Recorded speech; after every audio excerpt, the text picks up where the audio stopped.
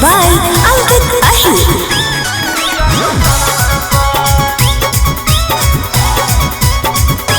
हमारा रखले हलै छौरी भाड़ा माई के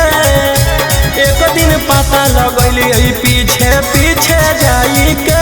300 हमारा रखले हलै छौरी भाड़ा माई के एक दिन पता लगैली पीछे पीछे जाई के करो है कौन ड्यूटी छौरी रात भर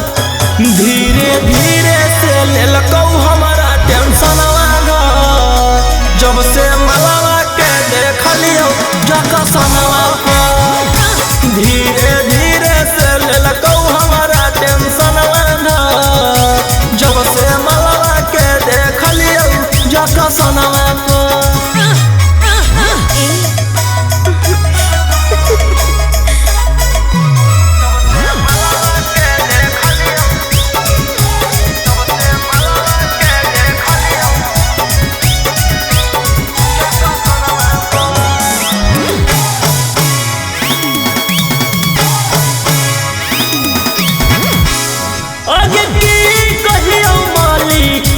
चलिया आज पाता हमारा चल गल हो गे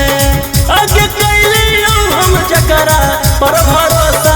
हो हथवा से निकल गल हो गे आगे की कहियो मालिक याद चलिया आज पाता हमारा चल गल हो गे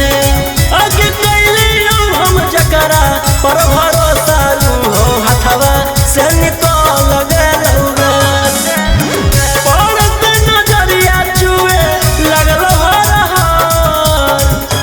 धीरे धीरे से लेलकौ हमारा टेंशनवा घर जब से पगली के देखलियो जकसनवा पर धीरे धीरे से लेलकौ हमारा टेंशनवा घर जब से मलिया के देखलियो जकसनवा पर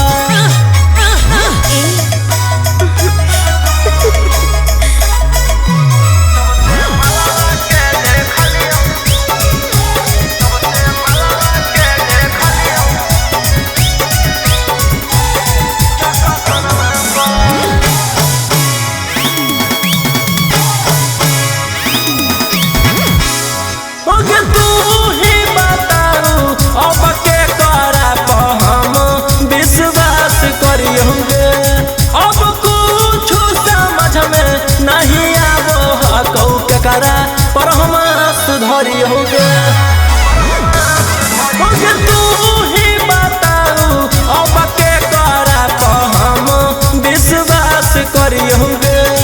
अब कुछ समझ में नहीं आवो कऊ के करा पर हम सुधरी हो गे राजा रोशन रोहिया पूरा गेलौ हाल धीरे धीरे से लेलकौ हमारा टेंशनवा घर जब से पगली के देखलियो जकसनवा पर धीरे